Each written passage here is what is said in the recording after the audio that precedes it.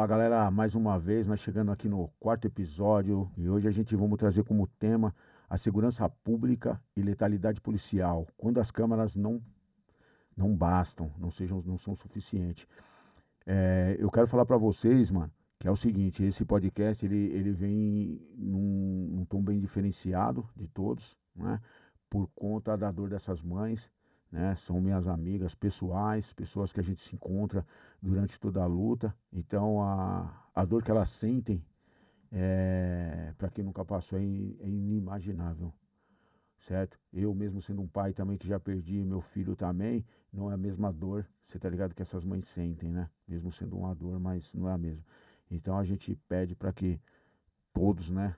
Todas e todos que nos acompanhem, prestem atenção nesse papo, né? Porque infelizmente pode ser a bola da vez.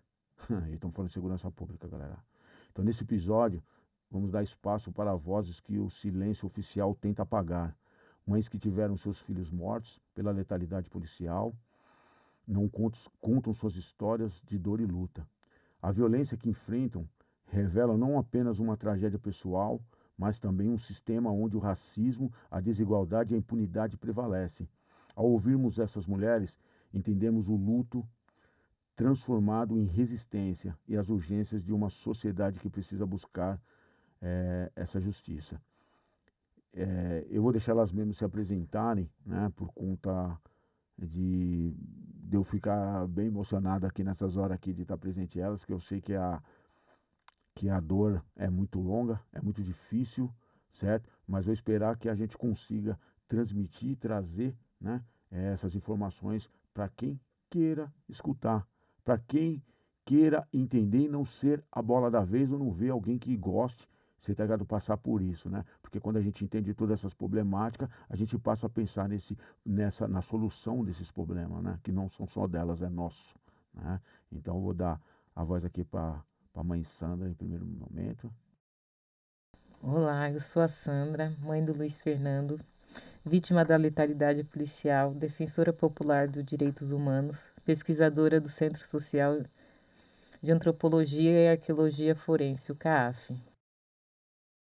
Você, por favor. Eu sou a Maria Cristina Quirino, eu sou a mãe do Denis Henrique Quirino da Silva, um dos 9 que perdemos, vítimas do massacre no bairro da 17, em Paraisópolis. Também sou pesquisadora no Centro de Antropologia e Arqueologia Forense da Unifesp, CAAF. Sou coordenadora do Núcleo de Direitos Humanos da Rede Emancipa, que é um movimento social de educação popular.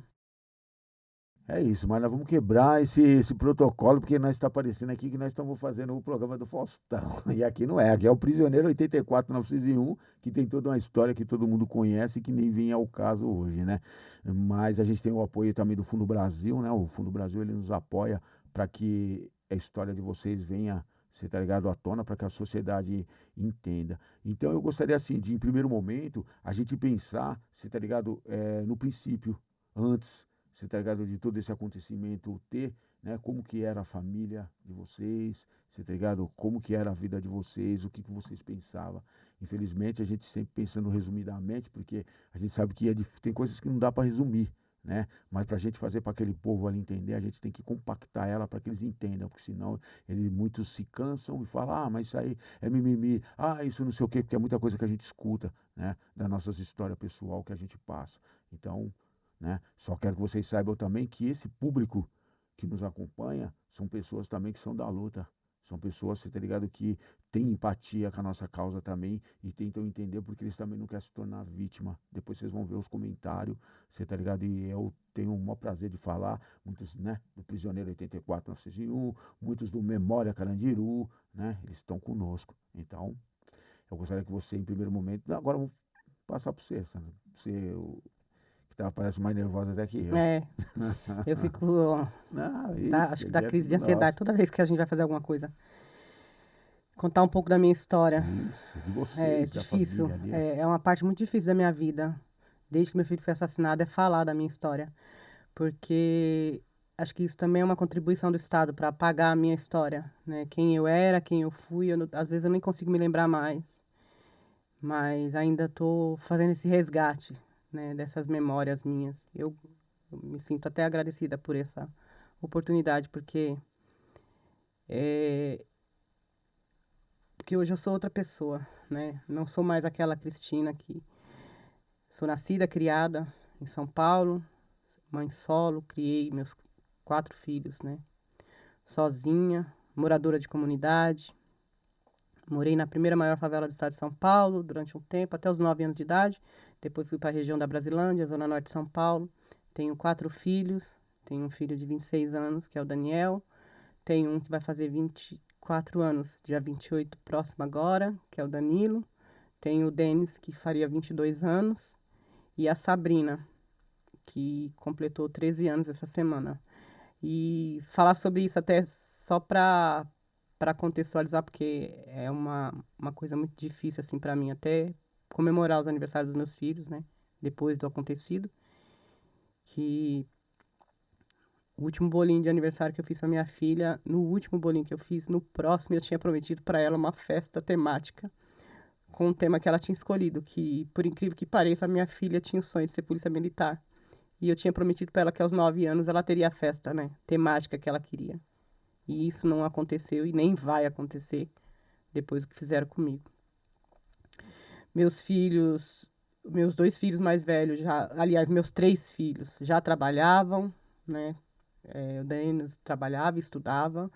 O Danilo, ele é universitário, já era universitário da USP, faz geografia. E ele estava trabalhando na época na biblioteca da própria USP. E o meu Daniel estava trabalhando, tinha acabado de ingressar no primeiro emprego registrado, mas já tinha trabalhado como jovem aprendiz várias vezes. E a minha Sabrina era pequenininha.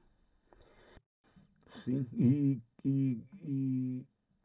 não, passo a palavra para ela e a gente vai alternando, porque aí vocês descansam um pouco também, né? Porque é muito pesada essa sala, né? Eu sou mãe solo do Paulo e do Luiz Fernando, do Paulo Vitor e do Luiz Fernando.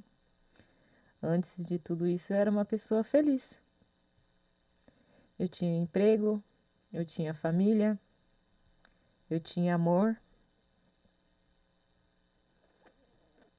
Eu tinha um filho que era muito cúmplice, muito carinhoso, meu confidente. Eu tinha marido, eu tinha uma família. E hoje eu não tenho nada. Hoje eu ainda. Hoje, graças a Deus, eu tenho o Paulo Vitor, mas de restante eu perdi tudo, devido à execução do meu filho. Então, hoje eu não sei quem eu sou. A pergunta quem você era, parece que é tudo apagado. Porque as lembranças dos momentos de felicidade, elas doem. Então, às vezes, eu não quero lembrar dos momentos que eu tinha antes da execução do meu filho. Porque são lembranças boas, mas são muito doloridas. Porque são momentos que nunca mais vão ocorrer. E o que eu me tornei, eu não sei. A única coisa que eu sei é que eu luto todos os dias para sair da cama, para lutar por justiça, para não deixar a memória do meu filho ser esquecida.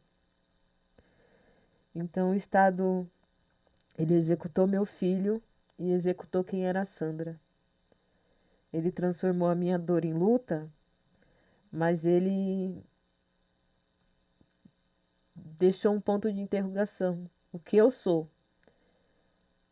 Não tem nada que eu queira ser mais do que a mãe do Luiz Fernando. Não tem coisa mais importante para mim do que era ser mãe do Luiz Fernando. E eu não deixei de ser a mãe do Luiz Fernando, só não tenho ele comigo. Então é uma dor muito massacrante, é um sentimento muito doloroso. É difícil pra caramba, mano. Esse assunto assim, porra, mano, é um dos mais difíceis que eu tenho. Até quando eu tenho também meus momentos de fala, que eu vou falar depois que vocês falam. Tá, não sei, eu sempre quero falar antes, porque eu falo para depois fica muito difícil. E às vezes até irrelevante muita coisa que se fala. Eu queria que vocês falassem um pouco deles. Pegaram aqui para nós aqui, para essas pessoas entenderem quem que eram esses molecotes. Então, qualquer uma de vocês que quiserem começar, nós Luiz Fernando era minha vida, meu sorriso, era comigo que ele queria deitar, casado ou solteiro, ele amava dormir comigo. Era eu que ele jogava na cama fazendo cosquinha. É eu que quando tive que ficar alguns meses numa cama que cuidou de mim. Ele era tudo, ele é tudo pra mim. Meu filho é aquele sorriso mais lindo que se tem. Ai, meu filho é a melhor coisa, a melhor parte de mim, a página mais linda da minha história é o meu Luiz Fernando. Ele estava trabalhando na época, quantos anos ele tinha, estava na O escola, Luiz como... Fernando estava com 20, tinha acabado 2 meses que tinha completado 20 anos e ele estava trabalhando de lava rápido, de ajudante no lava rápido. Ele fazia bicos. Estava estudando? Não, Tinha parado em que série, mais ou menos, esse pá? o Luiz Fernando parou na 4ª série. Isso é pra Ele gente tinha ver. TDAH. Então as escolas não estavam adaptadas pro problema dele. Então ele era um menino inquieto na parte de leitura. Ele era muito inteligente, mas ele não conseguia ficar sentado. E aí isso foi causando muitas dificuldades. Mas ele estava matriculado, ele estava fazendo os estudos de novo, ele tentava, ele nunca desistia. Ele ia. Aí ele falava, aquele professor, ai, mãe, eu não aguento, não posso sair, eu não posso. Aí eu falava, tenta, meu filho, tenta. E ele sempre tentava retomar os estudos dele. Ele tava, já tinha terminado, tá? Se eu não me engano, ele estava já no 6º que ele estava fazendo o EJA, porque eu não quis ir na escola ver aonde que ele parou, tá? Porque dói, é isso. E isso serve para mostrar a incompetência do Estado, né, meu? E a importância dos cursinhos populares, que você vai falar depois para nós também, né? Porque o Estado ele tem uma obrigação, né? O Estado nós pagamos, não é de graça, não é favor que ele faz, né? Então, quer dizer, os nossos jovens têm que ter esse amparo, né? Principalmente no quesito de educação, que nós pagamos e a gente estamos vendo aí um Estado aí sucateando, né? Sucateando totalmente o Estado, olha, Isso. Esse é o sorriso que eu carrego comigo. É o que me levanta todos os dias.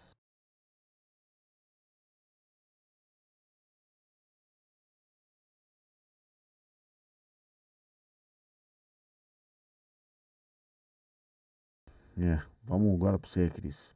Por favor, explane um pouco para nós a respeito do filhote, né? Eu sei que é dolorido, mas a gente vamos pensar, porque aqui eu estou imaginando eles. Imaginei ele pulando, brincando, fazendo tudo isso, né? Então, o nosso público ele vai também interagir, né? Nessa maneira de imaginar, né? Por mais dolorido que seja. É muito mesmo. É, o meu Denis era. Não tem como a gente não falar, né? Era tudo pra mim também. Por incrível que pareça, ele. Eu até fico um pouco mal às vezes quando eu falo sobre isso, porque meus filhos mais velhos escutam, mas eles também sabem disso. Que o meu Denis, ele era meu parceiro, meu companheiro, era meu filho mais atencioso, mais carinhoso, o mais dedicado a mim. Era o caçula, né? Então ele era uma criança que estava se descobrindo. Meu filho tinha 16 anos, eu falei, né?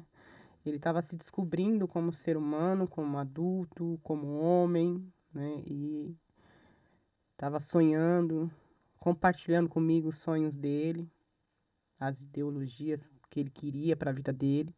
Ele trabalhava numa empresa que lavava tapetes, carpetes, cortinas, que prestava serviços.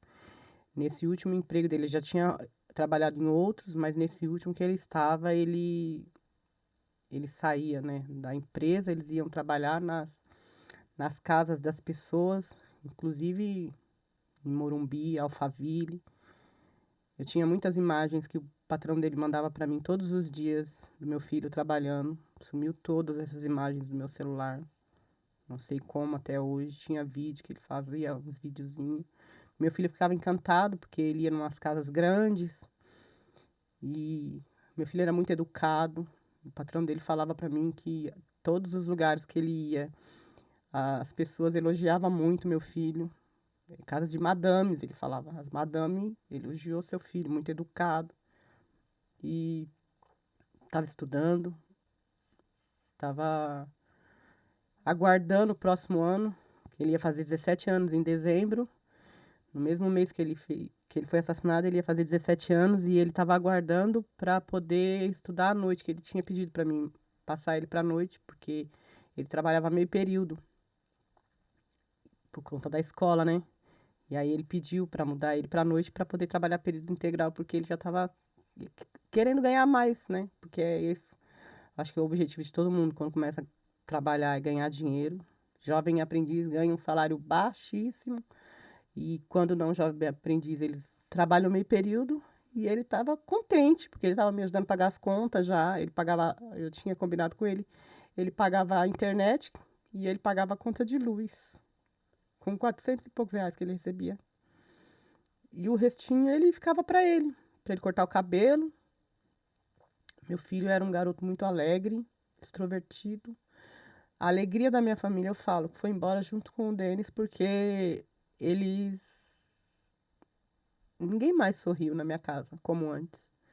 Ele animava os almoços, as festas, as reuniões de família, chegava, animava todo o espaço, todo o tempo.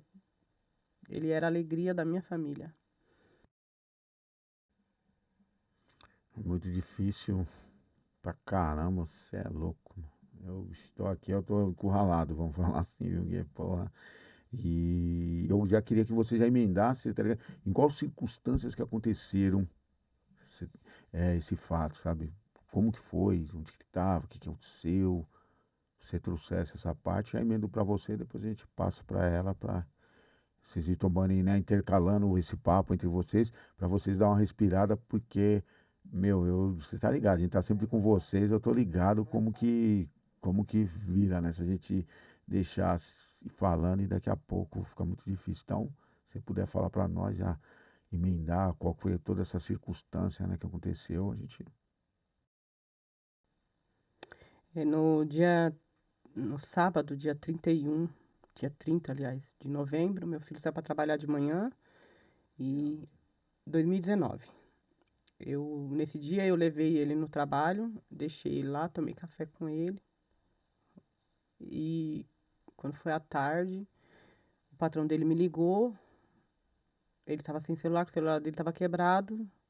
Meu filho ainda me pediu para mim ir até lá buscar uma boneca que ele tinha comprado para a irmãzinha dele. E eu falei, não, você traz a boneca e, enfim, eu não fui buscar a boneca. Você traz e entrega para sua irmã, mas só que de lá meu filho combinou, encontrou com os amigos e eles combinaram para ir para um baile, que não era o baile no caso de Paraisópolis, né? Era um outro baile, mas mudaram, não sei por que razão, mudaram a rota no último minuto, assim. Aí decidiram ir pro baile da 17 lá, que era muito famoso, muito. Era, não é, né? E aí eles foram e eu fiquei esperando meu filho chegar em casa. Meu filho não chegou a madrugada inteira. Eu cochilei por volta das 3 horas da manhã, 3 e pouco, quase 4 horas. Acordei às 6, com uma inquietação. Fui olhar na cama, ele não estava. E aí foi onde meu telefone tocou. Aí me deram a notícia para poder ir até o hospital. Chegando no hospital, me deram uma notícia mentirosa. Eu já tenho que falar logo assim, porque na época eu não sabia que era mentirosa. Mas agora eu falo com toda a propriedade. Me deram uma notícia mentirosa que meu filho tinha se evadido de uma multidão, que a polícia tentou acabar com o baile funk em Paraisópolis e que meu filho podia ter caído e foi pisoteado pela multidão. Essa foi a notícia mentirosa que eu recebi no hospital, mas eu não sabia que meu filho, que tinha outras pessoas na situação, porque meu filho estava na UPA, Campo Limpo, e as outras vítimas estavam no hospital. Meu filho foi o único que foi levado para. Eu falo que é para um hospital diferente, mas é o mesmo complexo, só que é a UPA. E ali eu não fui informada de nada. Fui para a delegacia, mandaram fazer o boletim de ocorrência. Na delegacia fui pega de surpresa com a notícia que o delegado falou, sei lá, o escrivão, alguém falou, senta aí que vai aguardar para fazer o boletim de ocorrência para meu filho ter morrido em Paraisópolis. E aí foi onde eu peguei, fui dar uma entrevista horrível, mentirosa também, que eu falo, não sabia de nada. Hoje tudo eu tento corrigir de alguma maneira. O repórter perguntou para mim, a senhora é do caso, alguém faleceu? Eu falei, meu filho. Foi aonde? Foi em Paraisópolis. A senhora aceita dar uma entrevista?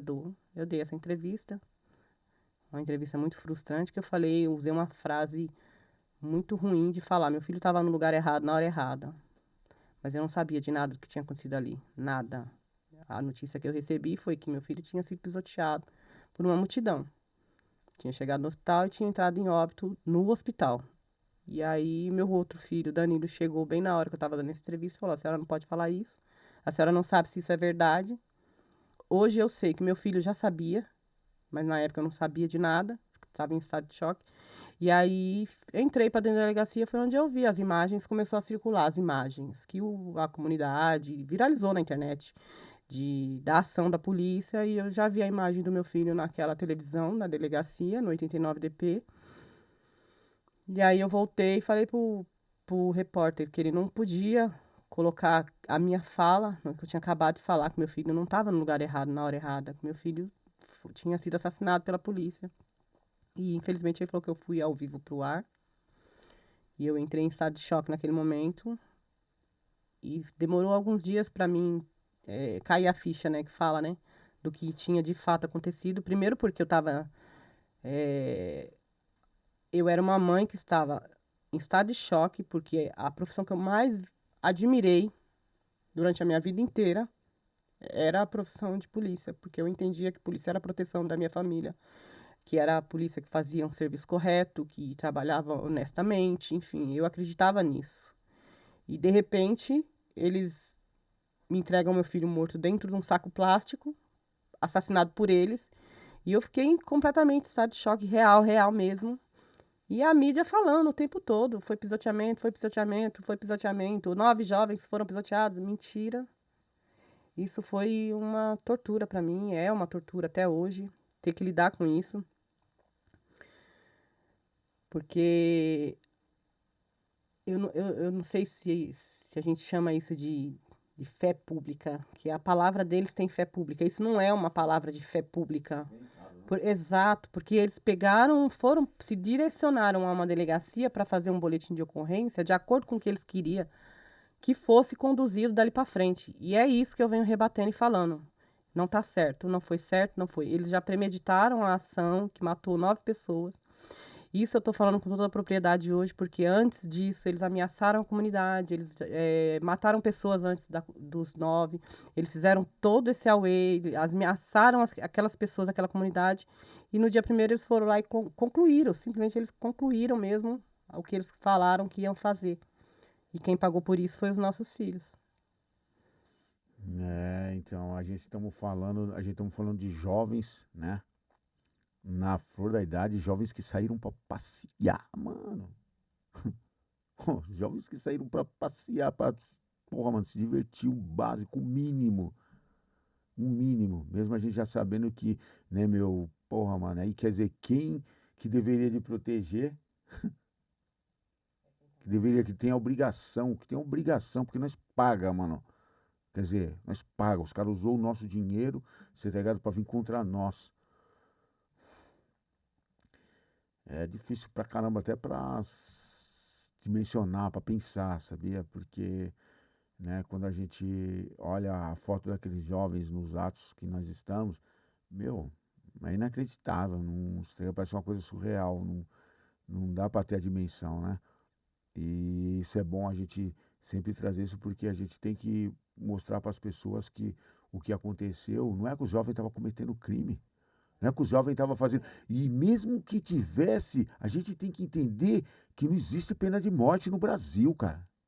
Então a polícia não pode assassinar quem eles acham que deve assassinar a hora que eles querem, do jeito que quer. Isso não existe. tá ligado? Só que nossa sociedade, sabe o que nós temos que entender, mano, que nós temos que passar para essa sociedade? O que que a sociedade quer, mano?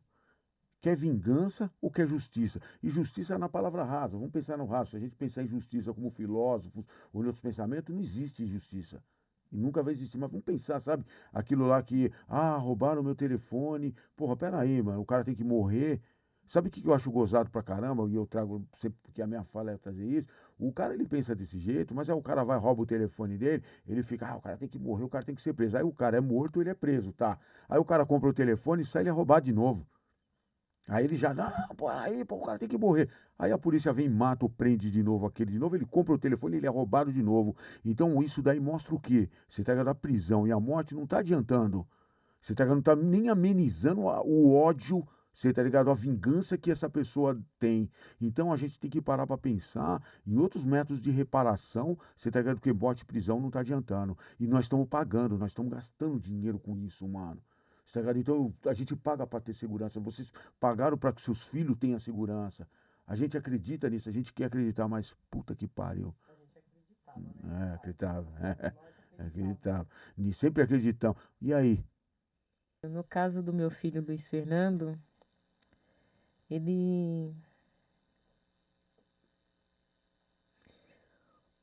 como todo adolescente da periferia, tem sonhos, planos, ambições e que não valida com nossos padrões de vida. Então, no dia 10 de fevereiro de 2023, eu estava me recuperando de uma gripe muito forte, eu ainda estava meio febril. Passei a tarde falando com meu filho, porque ele estava na casa das amigas dele, elas me mandando foto dele brincando com uma criança, o Rian. E, e era aniversário da minha mãe, da avó dele. Então ele ia passar o final de semana cuidando do tio especial dele. Nesse meio tempo, às 5 horas da tarde, quando ele saiu da casa da amiga dele, ele encontrou outros amigos e infelizmente surgiu na ideia deles, na cabeça deles, de arrumarem uma moto para ir passar o final de semana no baile funk. E para eles, a forma mais rápida de ter essa moto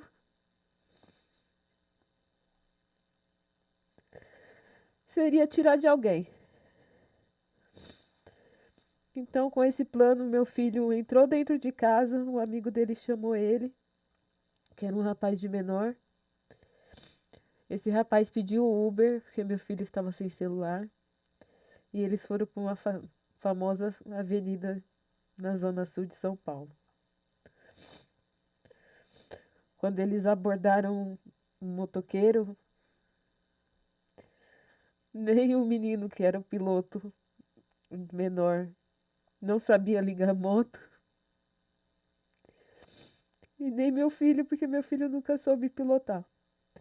Então eles pediram para o piloto ligar essa moto. Enquanto eles faziam isso, uma viatura veio por trás deles. De dentro, de dentro da viatura eles deram uma rajada de fuzil. Meu filho correu. Eles deram mais rajadas e tiro de pistola. Meu filho caiu e foi emitido mais um tiro. No começo, hoje eu sei tudo isso por causa das câmeras corporais, tá? Eu sei toda a sequência. Mas nesse dia, eu abri uma rede social e eu reconheci meu filho correndo. E a pessoa que filmou comemora no final, quando meu filho leva o tiro de execução a queima-roupa. Ele parabeniza os policiais. Quando a notícia se sai como troca de tiro. Chega no Copom como troca de tiro. Eles ficam dizendo que foi troca de tiro, troca de tiro, troca de tiro. E eu, após ver aquela mensagem, eu corri pro local, aquela imagem. Quando Quando eu chego no local, eu já sabia que era meu filho, porque ninguém precisou falar que meu filho tinha sido executado. Ninguém precisou me falar, Maurício. Ninguém falou, seu filho morreu. Com tantos tiros que eu ouvi, eu tinha certeza que meu filho não tinha sobrevivido. Quando eu cheguei naquela praça pública, aquele corpo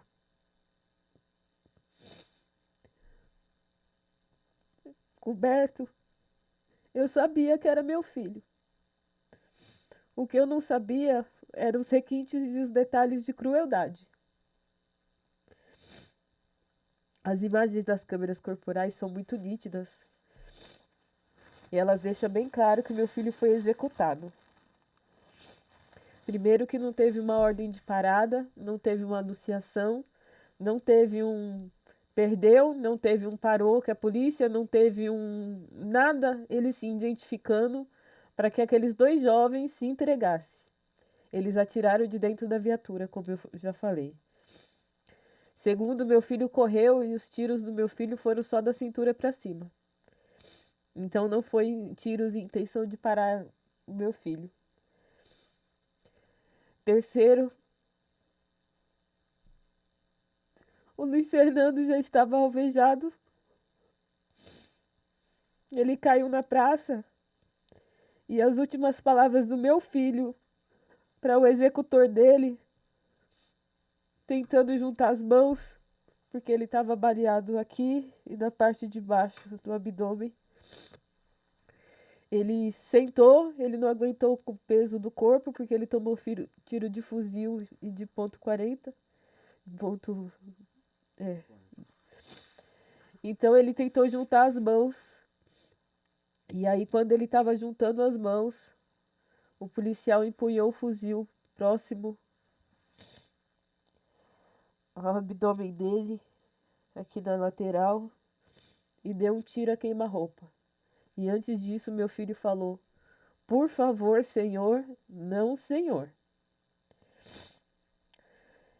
A versão que se chegou na delegacia não foi mais a troca de tiro, foi a menção. Então, eles alegam que meu filho juntar as duas mãos foi menção de troca de tiro.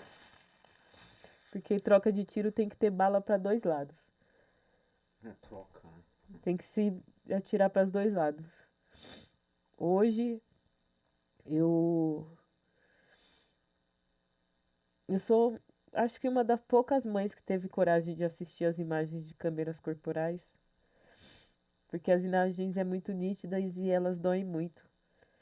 Saber as últimas palavras do meu filho, saber a última respiração dele, saber que foi negado socorro pro meu filho quando o SAMU chegou. E simplesmente os policiais vão na delegacia e falam: foi uma troca de tiro, foi uma menção que ele fez, eu atirei, atiramos e pronto. E se não tivesse as câmeras corporais, ia se valer a palavra deles. Mano, nossa, tem uma coisa aqui que, porra, você vê, tanto tempo que eu tô na luta agora que eu vi a data 10/2/2023, você acredita? Pra mim, isso era uma coisa tipo de maio, sabe, de 2006, que você sempre tá com as mães ali, mano. Agora que caiu aqui, se pegaram minha ficha da data, mano, por incrível que pareça. Eu tô surpreso, por isso que eu tô até falando aqui, porque. Meu filho morreu no aniversário da avó dele. Meu filho morreu. Minha mãe tinha uma festa toda programada. Ela tinha alugado uma chácara. E a última coisa que ele falou pra ela foi assim: não, minha véia, eu vou aqui e já volto rapidinho. E aí veio a notícia que devastou, que destruiu, que dizimou minha família, que dizimou a mim, a minha mãe e meu outro filho.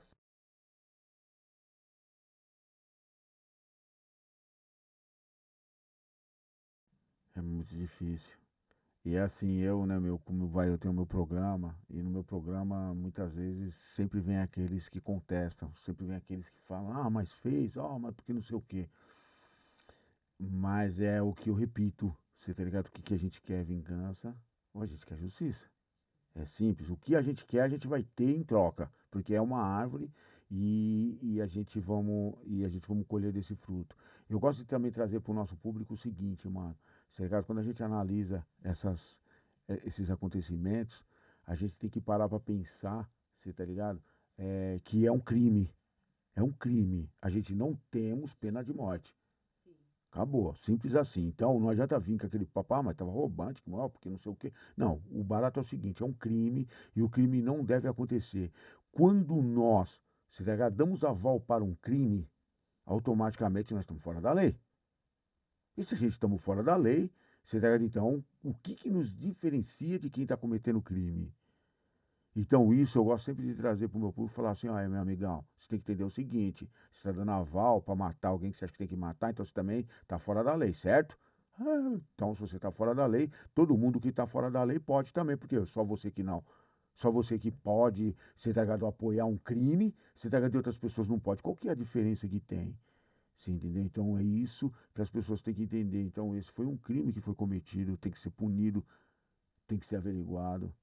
A gente estamos falando de câmeras corporais, né? E aí vem até na nossa temática, né? Porque a gente vamos até falar um pouco mais lá no final sobre essas câmeras corporais, que é toda essa invertida que estamos tendo nós agora, né? A gente estamos tendo uma invertida que as câmeras corporais era para favorecer, mas agora está servindo para favorecer, você tá ligado? Quer dizer, tá todo mundo sendo vigiado. Muralha Paulista, Cortex, vários tipos. Todo lugar tem câmera. Só os policiais que não querem ter câmera. Olha só que fita louca. E isso a gente tem que entender que da onde que vem as câmeras corporais. As câmeras corporais, ela vem ser pegado proposta pela própria corporação da Polícia Militar em 2019. Quer dizer, os caras propôs colocar e agora de repente a gente está vendo que eles não querem e todo mundo tem.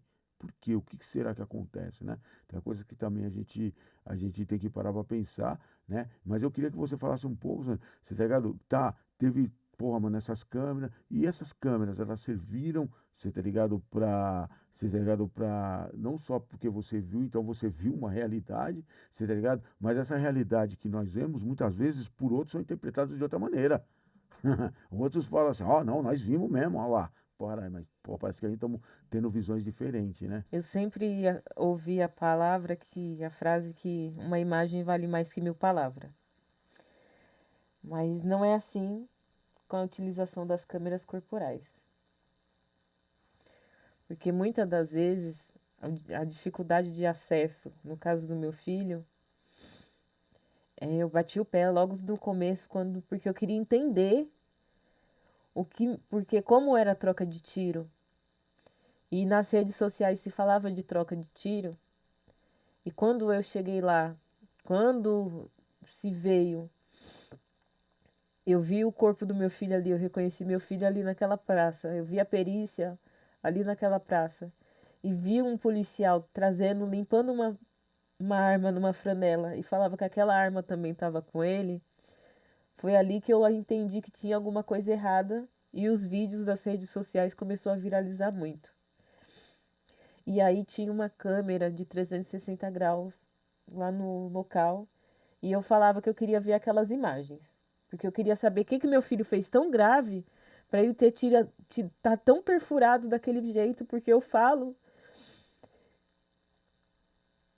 que o corpo do Luiz Fernando parecia uma peneira.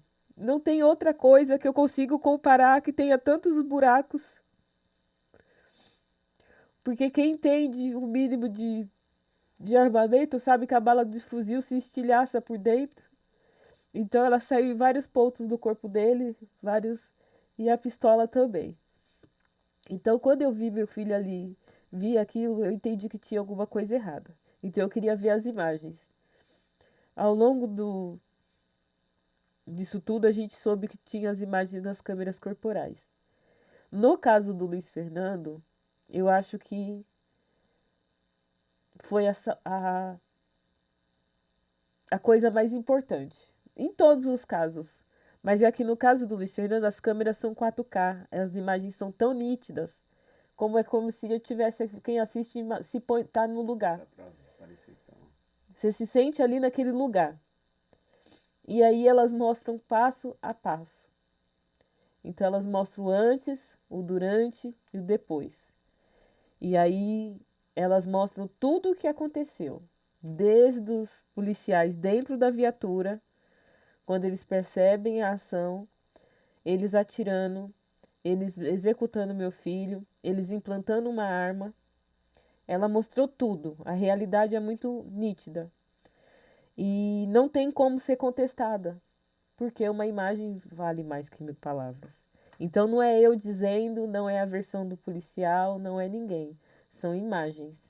Essa é a importância, né? Essa é a importância. É você assistir e ver aquelas imagens. Só que se há uma grande dificuldade, porque tem muitos casos também que se tem as imagens e são arquivadas. No caso do Luiz Fernando, se demorou 1 ano, 8 meses, 4 dias, para o inquérito virar um processo. Então, assim, mesmo com as imagens, o que a gente tem que pensar, o que eu penso agora é o que fazer. Quem controla essas imagens? Quem vai fiscalizar essas imagens? Porque é o que você falou. Se você tiver uma empresa, Maurício, se você quiser colocar câmeras em todos os pontos da empresa, da sua empresa, na cozinha, no refeitório, menos no banheiro, é lei, você tem direito. Seus funcionários vão se acostumar a usar aquele, saber que ali tem um equipamento que vai estar filmando eles do começo ao final do dia de expediente deles. E por que os policiais não podem, não querem? Não, então, e o governo, o Estado quer agora, né? O Estado está E incentivando isso, agora né? o Estado não quer que filme. Por que que eles fazem? E eu acho que é muito surreal dizer que eles vão ter câmeras que eles acionam no momento que eles quiserem. Então, essa é as câmeras que No estão meio ligadas. de uma troca de tiro, você acha que eles vão lembrar? Se for mesmo uma troca de tiro, eles vão optar em atirar ou ligar uma câmera. O meu raciocínio é: eu dou um tiro revidando ou eu ligo uma câmera. Não, peraí, ó, que eu vou ligar a câmera aqui para provar que você tá dando tiro em mim. Isso vai acontecer? Nunca. Ele vai atirar, o confronto já vai ter ocorrido. Isso se for um confronto real. E quando não for um confronto, só vai ser ligada após já estar implantada aquela arma, como foi implantada no caso do meu filho, porque não é eu que falo que foi implantada, são as imagens que mostram. Então, se não tivesse o começo da ação até a execução do meu filho e a chegada de um policial com uma arma para colocar lá, eu não ia saber que aquela arma ia ser implantada, ia ser a palavra deles. E a gente mora num país, num estado, onde a palavra de um uniformizado, de um fardado, vale mais do que a palavra de 10, 20, 50 cidadão. Poderia ter 100 testemunhas dizendo que aquela arma não seria do meu filho. Mas, mas como ele falou, ele entregou para o perito, a arma ia ser do meu filho. Então a arma só não é do meu filho porque as câmeras corporais mostraram. Porque é uma prova. Então, eu não entendo qual é essa dificuldade que eles têm de querer gravar a rotina de trabalho. Se não deve nada, mostra. Se não deve nada, trabalha, faz o seu expediente bonitinho ali, ó. Se tiver um confronto, se tiver um crime, vai mostrar. Aquilo não é segurança só para os cidadãos. É para eles também. Sim. É para eles mostrar que eles fazem o serviço direito. Eu não desejo que os assassinos do meu filho, que a mãe deles passem pelo que eu passo. E quando é nítido, eu quero justiça. É justiça. O que eu procuro é justiça. Eles vão ter algo que eles não deram direito ao meu filho. É um julgamento, uma defesa, é um julgamento, é uma condenação ou uma não condenação. Isso era direito do meu filho passar por esse processo. E eles não deram esse direito para o meu filho. E eu quero que eles tenham esse direito. Porque todo mundo, como foi falado aqui, todo mundo tem direito à defesa. Eu quero que eles tenham. Só que eu quero ver qual é a defesa deles perante as imagens. No meu caso é isso. É muito nítido. Então o que, que eles vão falar? Por que não deixou o SAMU socorrer? Se a gente parar para pensar, a gente né, questiona, mas a gente sabe qual que é a realidade, né? É isso aí, né, meu? É a segregação, né? É querer acabar com uma raça, porque a gente estamos falando de pessoas Pretas, pretas, você pobres tá e entendendo? periféricas. Agora eu queria perguntar para você, Cris, tinha câmera? E se tivesse, você acha que teria alguma diferença? O que que você acha, no caso? Não, no caso do massacre de Paraisópolis não tinha câmera. Na verdade, eu vou até falar sobre isso um pouquinho também, porque eu soube depois que as câmeras estavam sendo implantadas em 2019, né? Eram poucos batalhões que tinham, né? Detalhe que o 16º Batalhão, que é o batalhão mais letal, que mais mata na capital, né? Ele não estava fazendo uso de câmeras. Então, a gente já começa por aí, que depois o João Dória, na época, para se exaltar de alguma maneira, porque ele ia se candidatar a presidente da República, ele estava rompendo com o Bolsonaro e ele passou a aderir, né, à implantação das câmeras. Isso foi muito Ai, fugiu a palavra. Foi muito, não é produtivo, mas enfim, foi muito bom para nós as câmeras corporais sendo usadas, porque se não fosse isso, o caso da Sandra, né, que é o primeiro caso, né, eu lembro que quando eu conheci a Sandra, era muito recente, tinha acabado de implantar as câmeras e estava sendo, foi o primeiro caso, né, comprovado de violência de policial, comprovado nas câmeras por eles, né, que eles portam. Isso é muito bizarro, assim, saber que até as próprias câmeras que nós, no nosso caso, não tínhamos câmeras corporais, mas tínhamos câmeras de moradores da comunidade que gravaram, tínhamos câmeras de locais e, infelizmente, Valeu mais até do que aquelas a próprias palavra imagens. deles vale mais do que as câmeras. As pessoas conduzem as coisas de uma maneira que invalida as nossas. É a minha visão, né? Estou falando a minha opinião. Invalida as nossas provas, porque é assim que eu vejo no caso de Paraisópolis. São muitas imagens, muitas mesmo, de moradores que gravaram, de pessoas que gravaram, as imagens que o próprio DHPP pegou, que tentaram desqualificar, desconsiderar como prova, se não fosse a Defensoria Pública ter pedido para inserir no processo, não estariam no processo. Foi através dessas imagens que a gente conseguiu fazer um trabalho extraordinário no CAAF, as provas conversarem, sabe, as coisas se conectarem e descobrir muitas coisas. E a importância das imagens, eu acho que é tudo para nós, né? Porque mostra realmente, de fato, o que a polícia está fazendo, né? Porque no meu pensamento não tem como, não tem como. Se eles não, segundo eles, estão fazendo um trabalho de segurança pública honesto, justo, correto, por que não usar a câmera, né? Mas eles estão fazendo questão, a grande maioria deles fazem questão de não usar, de não ligar. Por quê? Porque não É, quer transparência do já quê? existe a intenção, É né? a intenção. É intencional mesmo. Eu sempre gosto de falar para as pessoas assim, você vê, hoje a gente tem o caso lá da detenção, né? Que aqueles policiais foram condenados, transitados, julgados, está sendo indultado, mas condenados, ponto. Você tá ligado? Só que é aí que tá. Você vê, se tivesse câmeras, aqueles policiais eles não estavam condenados hoje, sabia? Sabe por que que eles não estavam condenados? Porque eles não iam matar daquele jeito lá dentro. Se matasse, vai, tá, outro, aqueles não iam matar tudo aquilo. Então, ó, as câmeras poderiam ser a favor deles ainda e daquelas pessoas. Quer dizer, essa tecnologia naquela época, né, pelo menos aqui ainda não era conhecida, né, tem em algum lugar por aí, né, nos países do primeiro mundo, mas é isso. É a gente tentar entender que as câmeras corporais, não agora com essa modificação, porque a câmera corporal ela vem de um próprio pedido da própria Polícia Militar, a própria corporação quis. Mas, certo, existe um texto do Fausto, que é do Jornalistas Livres, e no qual ele fala que ela foi pedida pelos próprios policiais, mas para quê? Para o controle daqueles praças. Por isso que a Polícia Militar, ela mesmo propõe a colocação para controlar aqueles praças. Mas na hora que essa corporação viu que isso serviu para a sociedade regularizar o dia a dia deles, eles passaram a vir contra. E, no entanto, que a gente vê a modificação que tem. Hoje tem câmera para tudo quanto é lado, meu. Você tá ligado? Até pelo satélite nós estamos sendo vistos. Mas a polícia militar, ela é resistente à câmera. Então, para quebrar essa resistência, porque já estava ficando estranho, eles estão colocando uma câmera que eles controlam.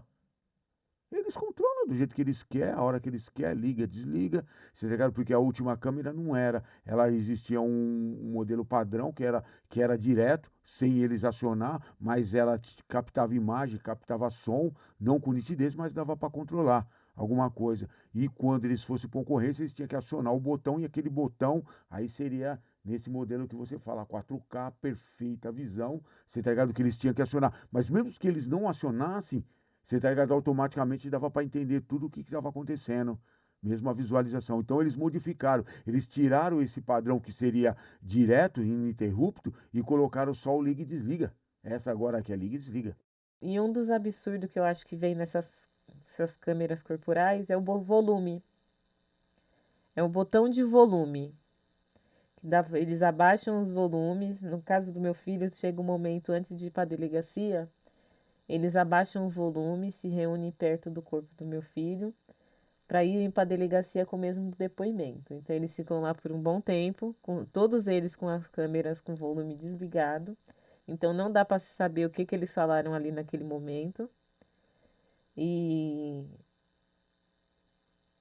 logo após eles voltam a ligar o volume e falam: vamos para a delegacia. Então, assim, não deveria ter esse volume de colocar no mudo. Claro que não. Ela deveria já vir, saiu do batalhão, saiu da onde que for que eles queiram sair, Igual em outros países, né? Que era o modelo já que foram sai pegando. ligada. E para Se vocês. for tirar o horário de almoço, chega lá no batalhão, lá onde eles quiserem, deixa lá, esteja lá no sistema, horário de almoço. Voltou, câmera novamente. Esse seria, mas sem esse botão de abaixar volume, porque a gente também não pode saber, além do que fazem e o que falam. Ó, você vê que as alegações deles, você tá ligado, são irrisórias, né? Porque a gente já fizemos um programa aqui totalmente direcionado a câmeras corporais, né? E a alegação deles é falar a falta de privacidade. Em 2017 eu fui atropelada e fui socorrida pelo SAMU, todo aquele trâmite normal. Fiquei lá estendida no chão, na avenida, até o SAMU chegar, me levaram pro hospital, tudo. A vítima, quem me atropelou, tal. A vítima eu, no caso, e quem me atropelou, falei errado. E aí fui embora pra minha casa, era final de ano, dezembrão, 2017, hein? Olha quanto tempo faz isso. E aí passou as festividades e eu fui trabalhar, levei minha rotina de vida normal, tinha acabado de entrar no meu novo emprego. Um belo dia meu telefone tocou. Eu trabalhando, aí eu olhei pro meu patrão e falei: oxi, posso atender? Aí ele falou assim: pode atender, vai lá fora. Aí eu fui atender, era o Hospital das Clínicas me ligando. Ai, dona Maria Cristina, eu gostaria de falar com a dona Maria Cristina. Eu falei: pois não, é ela mesma. Não, então, é que a senhora passou por um processo nos últimos dias, desse jeito, no ano passado, ela ainda falou bem assim, e a gente tá ligando para saber como que a senhora tá, se a senhora tá precisando de atendimento médico, Hospital das Clínicas.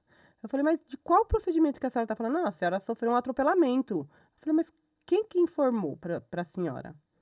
Ela falou assim: não, a gente recebe registro de imagens.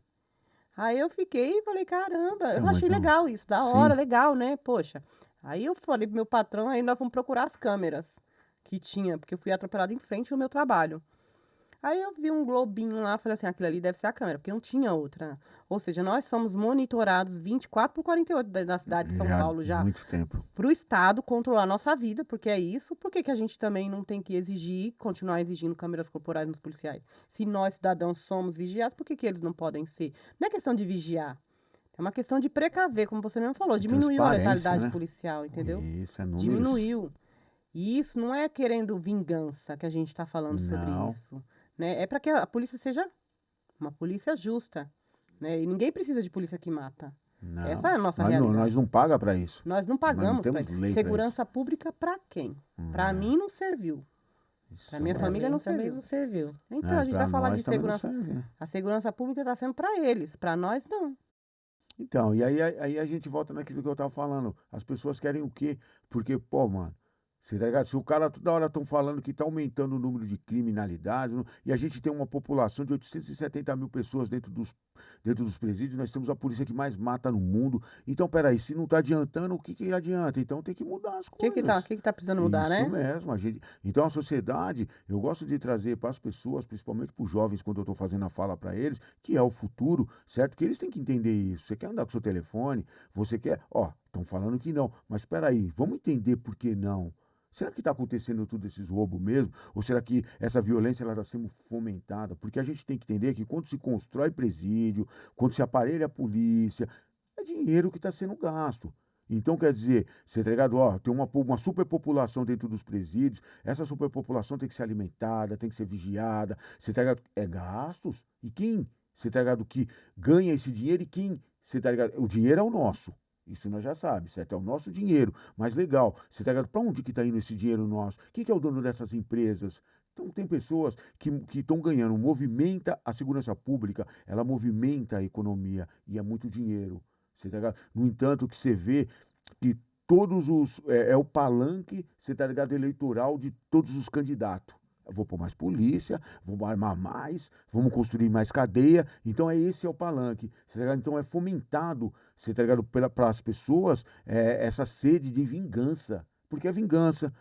Não é justiça você querer que um cara que roubou um celular seu, ele seja morto, ele seja preso e não saia mais, porque as pessoas falam assim, tem que ir para prisão e não sai mais, mas todo mundo que vai preso sai, e a gente sabe que não é isso que acontece, não é bem assim.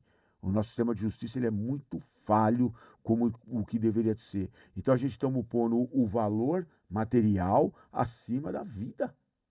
Porra, mano, acima da vida. Então a gente tem que entender isso também. A gente tem que entender que, infelizmente, a gente tem que ter uma sociedade que ela quer a resolução momentânea.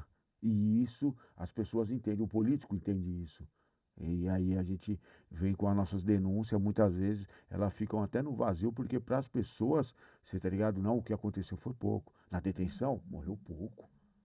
Nossa, não é? Devia de ter mais, morrido mais pessoas. E quando a gente fala daquelas pessoas que nem condenadas elas estavam, a sua grande maioria, certo? Nem condenação tinha. E aí a gente vai olhar a lei. A lei é para quem então? Porque a partir do momento que eu quero que aconteça fora da lei, então eu também sou um fora da lei, né? Então, porra, mano. Bom, a gente, né, a gente estamos indo, né? Não estamos no finalzinho ainda, porque tem muito ainda pra gente conversar, mas eu queria saber de vocês, né? A gente sabe que esse é o princípio, né? Quer dizer, a gente imagina que esses acontecimentos com vocês seriam um princípio, né, da luta, mas, porra, mano, ao mesmo tempo, você tá todo mundo dolorido, todo mundo quebrado, sem rumo. Então aí eu pergunto para vocês, quando que começa a luta de vocês? Né, que a luta de vocês é muito importante, mano. Eu falo, ó, até arrepio, ó, só de eu falar, porque a luta de vocês, ela é importante pra caramba. Eu sempre tô do lado de vocês.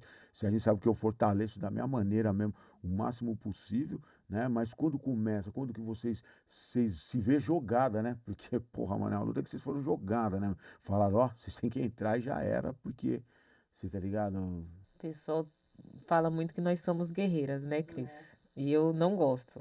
Eu particularmente não gosto porque eu aprendi que uma guerreira nasce numa tribo ou numa nação que sabe que vai guerrear, que tem aquela luta. Se Então a prepara. pessoa vai nascer aquela criança, ela vai saber que vai seguir os passos do pai, do avô, né? E vai aprender a lutar com armas, espada, flecha, o que for. O caso do meu filho, como ele viralizou nas redes sociais, meu filho morreu numa sexta-feira, às 6h30 da tarde, às 6h40. Foi o último tiro dele. O,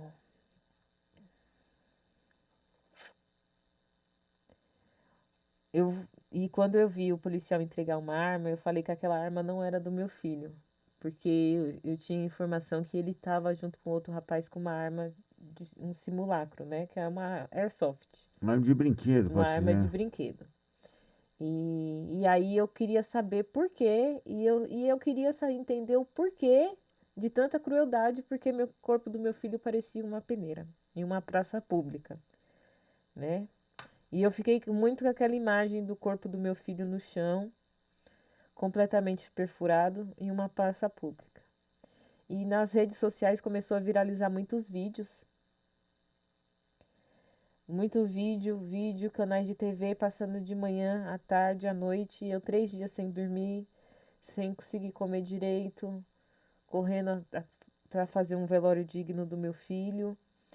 E eu achava que quando eu enterrasse meu filho ia acabar. Só que não acabava. Eu ligava a televisão, é o assunto. Eu ligava, eu abria o celular, era assunto. E, e aí eu vi que o ouvidor da polícia pede o afastamento do policial. O especialista, não sei quem, fala que essa ação não foi legítima. E um monte de gente falando do meu filho sem conhecer o meu filho. E aí quem é esses?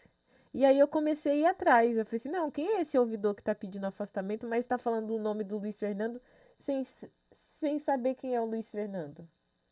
O Luiz Fernando é um menino, um moleque que tem, para mim é um menino que acabou de fazer 20 anos, mas se você conversar com ele, você fala que ele tem 14, 16, de tão bocoió que ele era, sabe? Tão meninão.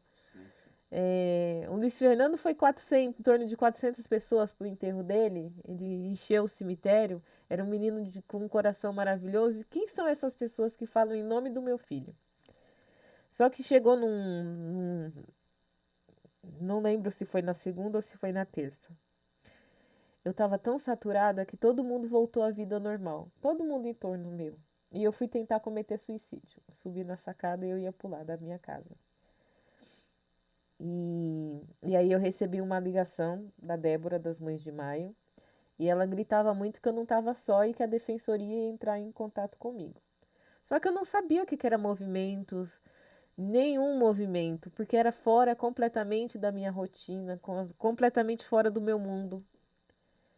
E aí, ao passar isso, eu entrei em contato com a defensoria entrou em contato comigo, fizeram todo o primeiro trabalho de me levar na delegacia que eu tinha que depor. E aí eu fui me o movimento Os Mães de Maio na época tinha um projeto que tinha psicólogas, né? Que era ou escute as mães, ou ouça as mães, eu não vou lembrar agora. E eu comecei a passar com uma psicóloga. E aí foi quando eu conheci a Cris, foi na USP. Teve um evento lá que ia ter várias mães e era muito recente, tinha menos de 2 meses.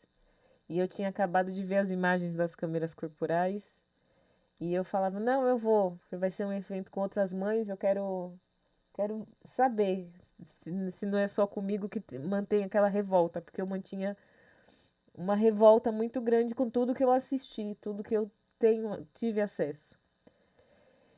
E aí quando eu cheguei lá, eu fui com a psicóloga, chegou lá, começou todo mundo a falar, aí eu lembro que falou a Luana e a Edjane, e aí eu falei assim, ah, mas elas não perderam o filho, se elas sabem falar, eu também sei, porque eu queria expressar minha dor. E aí eu falei, aí através de lá eu conheci a Cris, conheci outras mães, vim conhecendo vários movimentos, tem o movimento da Leste, o dos 9, hoje em dia eu conheço o movimento em Minas Gerais, no Ceará, no Rio de Janeiro. No Rio de Janeiro tem vários movimentos. E aí você vai sendo acolhida por outras mães, porque ninguém entende a nossa dor se não é outra mãe. Ninguém entende. É muito difícil. A gente pede atendimento psicológico, mas é uma coisa muito difícil, porque nem é todo psicólogo que sabe lidar com a nossa dor. Então a gente não consegue ficar num tratamento quando fala que a gente tem que superar a perca de um filho, porque a perca do meu filho eu não vou superar nunca. Então eu comecei a ser convidada para ir para atos, para ir para caminhadas, para ir para debates, para ir para audiência pública, e eu comecei a ir. E sempre quando eu tive a oportunidade de falar, eu falo o que eu estou sentindo naquele momento. Eu nunca escrevo nada. E depois também parece que eu não lembro nada do que eu falei. Mas quando eu vejo que a autoridade está ali, que ela tem que ouvir minha indignação, eu falo. Porque é uma indignação. No caso do meu filho, tem assim as imagens. E eles não foram nem afastados e nem presos. Tudo bem que tem toda uma burocracia, mas no mínimo que hoje eles não deveriam estar na rua. Então eu venho lutando, venho indo para as audiências públicas, indo para as caminhadas, indo para onde puder, aonde eu conseguir ir, aonde minhas forças levar, eu vou. Porque é muito revoltante saber que a vida do meu filho se encerrou com 20 anos de idade, que dia 28 de novembro agora ele faria 22 anos, e eu não vou comemorar de novo. Novamente eu vou estar no cemitério, em frente ao meu jardim, que é onde eu falo onde ele está,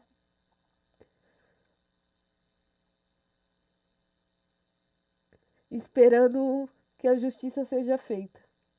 Porque a nossa justiça aqui no Brasil, ela é muito lenta. Não é nem a passos de tartaruga, não é nem a lesma, nem nada. Eu falo que qualquer coisa anda mais rápido. E aí a gente volta naquela importância das câmeras. Não adianta só ter as imagens. A gente tem que aprender o que posicionamento, que finalidade e o que a gente vamos fazer quando a gente vê um crime sendo cometido. A gente tem que tirar quem cometeu da rua, a gente tem que começar com um processo, tudo. Não é esperar uma averiguação. Ah, não, mas etapa. Todo mundo tem direito, mas se viu, constou ali naquelas imagens que houve um crime, Tá sendo o direito tá dela a no ser julgada. tem que ser automaticamente afastado. É, É isso que eu mais hoje em dia fico revoltada, porque eles continuam na rua. Então eu penso, se quantos mais eles mataram depois que mataram o meu Luiz Fernando? isso, mano. Quantos mais mães está passando pelo que eu tô passando? Pelos mesmos. Porque pode ter outros mais. Com certeza. Isso aí, isso aí é dúvida, acho que é até pouca mesmo se a gente olhar números, né? Porque quando a gente para para ver os números desses policiais que estão envolvidos em crimes e esse número existe, você vê que não é um nem dois, é vários. Aí eu queria perguntar para você, Cris, quando que você como pulou, te jogaram no ringue e falaram, mas você tem que ir, sei lá, como que foi esse processo? Eu fui jogada no dia 1º de dezembro de 2019 mesmo, né? Que eu acho que a partir do momento que meu filho foi assassinado, eu já comecei a lutar ali sem saber que eu estava lutando, porque a gente, é como ela começou falando aí, a gente vai lutar, já começa a lutar para dar um sepultamento, um enterro digno pro nosso filho. No nosso caso, por exemplo, no massacre de Paraisópolis, os meninos todos saíram com ordem de serem velados em caixão lacrado, que é coisa que foi fora da casinha ali. Mesmo eu em estado de choque, eu já comecei a lutar ali, porque eu quis entender por que se meu filho não estava desfigurado, não estava carborizado. Qual o motivo? Quem deu essa ordem? Então já veio lá atrás. Só que ainda em estado de choque eu ainda estava acreditando, né, que alguém ia falar a verdade, né? Alguém ia manifestar, né? A nossa revolta, a nossa indignação ia ser falada por mais alguém, não somente por nós. Além das pessoas que a gente conheceu no momento, que foi um caso emblemático, que teve mídia, que teve repercussão mundial, midiática, e além da sociedade, né? Uma parte da sociedade, movimentos sociais se juntarem a nós para poder nos ajudar a entender o que tinha acontecido de fato ali, mas ainda assim a gente esperava que a verdade viesse de alguma maneira, eu principalmente em especial, né? Porque eu sabia da existência da corregedoria da Polícia Militar. E nós, os familiares, as pessoas, a gente se reunia em reuniões. E a gente esperava que a corregedoria fosse falar, né? Se manifestar, falar que a conduta daqueles policiais estavam errada. Eram 38 policiais envolvidos na ação, que foi errada, que eles que mataram os nossos filhos. Não, mas pelo contrário. Aí já começou o buchicho, que eles começaram a culpar o organizador de baile, eles já começaram a culpar a população da comunidade, os frequentadores do baile. E aí depois a mídia veio, a corregedoria foi na mídia. Eu falo que aí acho que foi a virada de chave, assim, né, pra falar assim, eu tava lá no fundo do poço, é como se alguém tivesse me pegado lá e falado assim, não, peraí, você não pode deixar que eles continuem falando mentira. A corregedoria falou, né, numa nota oficial, que os maiores de idade eram culpados pelas próprias mortes e os menores de idade até poderia ser acionado o conselho tutelar para culpabilizar os pais, pela morte dos seus filhos, porque estavam num baile funk àquela hora da madrugada e tem toda aquela historinha lá de... Não gosto nem de falar sobre, mas enfim. Isso é um lugar que eles falam, né? Mas não gosto de falar, mas preciso falar sobre isso, né? Que é um lugar que é regado de droga, disso, daquilo, que eles falam que é um lugar hostil, que não é lugar para criança, que não é lugar para baile, que não, enfim, N coisas. E aí eu falei, não, tá tudo errado. E aí eu já estava jogada na luta, eu só mergulhei de cabeça mesmo. Falei, agora me tornei uma pedra no sapato do Estado, porque eu vou mostrar a verdade, eu vou buscar a verdade. E eu vou mostrar essa verdade. E é o que eu tenho feito. Desde que eu vi uma luz no fim do túnel que me falou assim, existe uma possibilidade da gente mostrar o que aconteceu. Eu me agarrei nessa luz e nunca mais. E vocês veem como que o barato é tão cabuloso, né? Que os caras falam do baile funk, que é regado a droga. Só que as rave também as portas das faculdades. Passei ontem numa faculdade, amiga, aqui no centro, uma mano. faculdade que não é pública, até estranhei. Funk, É. altíssimo volume, mais de 10 horas da noite. E a Funk, polícia não chega altíssimo batendo nem volume. matando. A juventudezinha lá, a polícia nem olhei pra ver se tinha, nem sinal. Não que a gente queira que isso aconteça, mas a gente tentar entender o tratamento diferenciado para os Diferenciado. nossos lá da quebrada, né? E para essas pessoas, né? Então existe uma segregação, né? O racismo ele se torna muito vivo, né? O funk ele é proibido dependendo do bairro que ele tá ouvindo. Porque Então, se for um boyzinho que gosta que de tá descer até o chão ouvindo, também, né? que colocar lá as bonitas dele dançando até o chão, é permitido. Não vai. Agora, se for na periferia, na quebrada da ponte pra lá, As aonde eu pretas já moro, era. já não pode, porque aí é Tá marginalizado. tirando um lazer por quê? Roubou quem? Tá fazendo o quê? Porque é sempre esse questionamento, né? Mas a gente chegou pra gente quebrar isso aí também. A gente não concorda, não aceita e já era, né? O jeito que eles vão falar que vai determinar o que é o que não é na quebrada, né? E a nossa luta, ela vem nisso, né? Ela vem a gente tentando desmistificar tudo isso daí, que a gente sabe que não é uma métrica, mas para o poder né? O poder ele quer que seja por conta do que ele está ganhando. Porque eu sempre consigo, sabe, eu fico pensando em tudo é o capital, mano. Tá ligado? É o capital, é o dinheiro, é a ganância dos caras querer ganhar mais, justificar, você tá ligado? Fomentar motivos para ter isso, ter aquilo que é dinheiro que é investido, você tá ligado? E ao mesmo tempo a gente nunca pode falar, você tá ligado, do capitalismo, porque quando houver o capitalismo, você tá ligado, o racismo vai acontecer, porque o capitalismo precisa de pessoas para ser subjugadas, e essas pessoas subjugadas somos nós. Você tá ligado? Então não tem como a gente pensar numa coisa sem outra. Mas essa é a nossa luta, né, meu? A nossa luta vai ser eterna, mas para que os nossos também, né? Pelo menos esses que os nossos que já foram, ele tenha pelo menos um pouco dessa justiça que a gente acredita, você tá ligado? Para que não aconteça para outros, né? E é isso. Até que eu queria saber como que está o caso hoje, sabe? A gente tentando fazer, né, um pensamento lá, porque a gente também já estamos já há mais de uma hora aqui no nosso bate-papo, né? E se a gente ficar aqui, a gente sabe que nas nossas conversações a gente assunto vai até até amanhã, até depois da manhã, e porque o assunto não para e não acaba. Mas saber como que está hoje, né, na justiça, esses casos de vocês. falo. O caso de Paraisópolis vai fazer 5 anos agora, né? Em dezembro. Começaram as audiências em julho do ano passado. Estamos ainda num processo, né, de audiências oitivas que fala. Ouviram as testemunhas de acusação, né? Foram muitas. E agora estão ouvindo as testemunhas de defesa dos réus. Como eu falei agora há pouco, eram 38 policiais envolvidos na ação, somente 12, 13 na verdade. Sempre falo desse 12 foram denunciados por homicídio doloso, com as qualificadoras, né? É um motivo torpe, tal. E estão no banco dos réus. Somente um foi denunciado pelo uso de explosivo, né? Que é é legal falar sobre isso. É um explosivo não autorizado pela corporação. Já foi condenado, já pagou com pena Alternativa? como é que fala? Ele foi condenado para fazer alguma coisa para a sociedade, sabe? Sim, então. É. Pena alternativa. E aí os outros 12 tá lá no banco dos réus, aguardando. A próxima audiência do caso é em janeiro. Não vou me lembrar o dia agora, mas é em janeiro, depois a gente fala. Nós estaremos lá. E As próximas testemunhas que vão ser ouvidas, nada testemunhas de defesa dos réus, né? Que eles têm direito de defesa, né? São nada mais, nada menos que os próprios policiais que agiram junto com os demais réus na ação. Então, parado, andando a passo de tartaruga, de lesma, de sei lá o quê. Quantos anos, né? Nenhum foi. Não, foram afastados de imediato? Foram. 31 policiais foi afastado.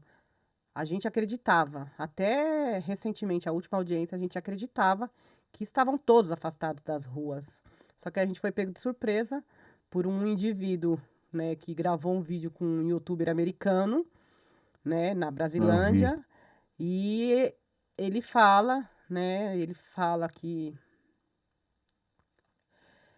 no vídeo ele fala que o batalhão, a equipe dele, eles comemoram a morte de pessoas, de civis, né? Ele usa outro termo, eu tô falando isso, mas ele falou outro termo. Eles comemoram tomando cerveja e fumando charuto. E esse indivíduo que fala isso é um dos réus no processo do caso do massacre de Paraisópolis. E aí a gente foi pego de surpresa, que eu falei, como assim esse cara tá na viatura gravando se ele é réu no processo, ele tá E afastado? comemorando. E aí ele ainda tá falando um absurdo desse. Ele era do 16º Batalhão, ele era motorista, ele foi promovido, ele subiu de cargo e ele foi realocado, que fala, lá para a região da Brasilândia. Ou seja, ele teve aumento de salário, ele continua sendo polícia. E aí é onde a gente descobriu que todos os demais que estavam afastados já voltaram, todo mundo tá na rua, tá trabalhando. Ou seja, nunca estiveram afastados. Essa é a realidade que eu tenho hoje. Nunca estiveram afastados. E tem um dos policiais, né, que é legal falar sobre isso também, muito importante falar sobre isso. Tem um dos policiais que é réu no processo, que foi expulso da corporação, não é mais polícia, mas não é pelo caso do massacre de Paraisópolis. E a Secretaria de Segurança Pública não informa para a mídia, que eu já sei, que muitos jornalistas já falaram para mim, que não consegue acessar essa informação, qual é o motivo pelo qual ele foi afastado. Só sei que não foi pelo massacre de Paraisópolis, entendeu? Mas ele já não é mais polícia. É, pode falar, mano. Como que tá? No caso do Luiz Fernando, esse mês agora, no dia 14, eles se tornaram réus por homicídio doloso, qualificado, com intenção de matar, com requinte de crueldade. O segundo por homicídio doloso e o terceiro por fraude processual. Então, são 3 indiciados, né? Agora tá na parte de defesa, nas oitivas de defesa deles, e eu tô aguardando para vermos aonde a gente consegue chegar. Porque é um passinho de cada vez, né? Durou 1 ano, 8 meses e 4 dias para finalizar esse inquérito, para se virar um processo, e agora está no começo dessa parte processual. Que dificuldade, né? Pior de tudo é a gente vê tanta coisa, né, meu? Porra, mano, os cara E fazem. fora que eles continuam na rua, tá? No caso do Luiz, eles não foram afastados, mesmo que na época o secretário de Segurança Pública do Estado de São Paulo deu uma nota numa rede social dizendo que até que se prove ao contrário, eles continuam na rua. Então hoje foi provado ao contrário, mas eles também continuam na rua. Sem, não tem nem palavras pra falar, né? Eu acho que esse é o resumo da justiça que nós temos, principalmente aqui em São Paulo. Isso mesmo. E aí a gente vai chegando, né, no finais, né, do, do podcast com ânimo para lutar, que isso daí nada tira nosso ânimo, né? Mais triste por a gente ver esse espaço de tartaruga que vocês falaram, que a gente está vendo também claramente, mas a gente querendo que as pessoas entendam isso, né?